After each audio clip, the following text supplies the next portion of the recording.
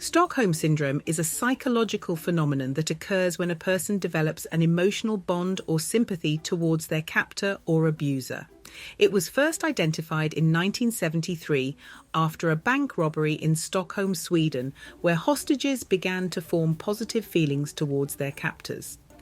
The psychology behind Stockholm Syndrome is complex and multifaceted. It involves a combination of psychological, social, and emotional factors. One key element is the survival instinct. In threatening and traumatic situations, individuals may unconsciously adopt a survival strategy by identifying with the aggressor. This can help them cope with the fear and uncertainty of their circumstances. Another factor is the power imbalance between the captor and the captive. The captor often controls the basic needs and safety of the captive, creating a sense of dependency. In this vulnerable state, the captive may seek to please the captor in order to increase their chances of survival.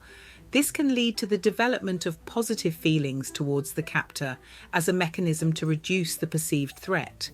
Additionally, the captor may employ intermittent acts of kindness or small gestures of compassion towards the captive.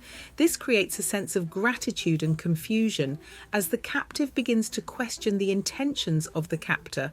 This psychological manipulation can further strengthen the bond between captor and captive. It is important to note that Stockholm Syndrome is not limited to hostage situations.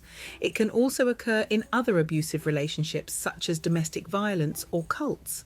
The psychological mechanisms at play in these situations are similar, with the victim developing a form of emotional attachment to their abuser. Several psychological, social, and emotional factors contribute to the development of Stockholm Syndrome. Here are some of the key factors. 1. Survival instinct. In threatening and traumatic situations, individuals may adopt a survival strategy by identifying with the aggressor. This can help them cope with fear and uncertainty, as aligning with the captor increases their chances of survival. 2. Power imbalance.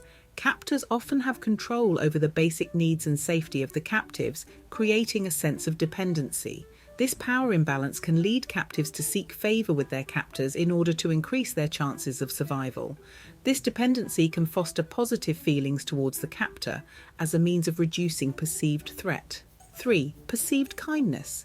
Captors may employ intermittent acts of kindness or small gestures of compassion towards the captive, creating a sense of gratitude and confusion.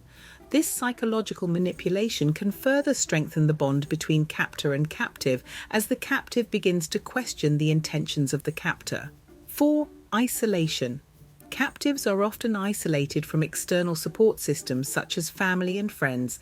This isolation can intensify the bond with the captor, as the captive may have limited or no alternative sources of emotional connection. 5. Trauma bonding.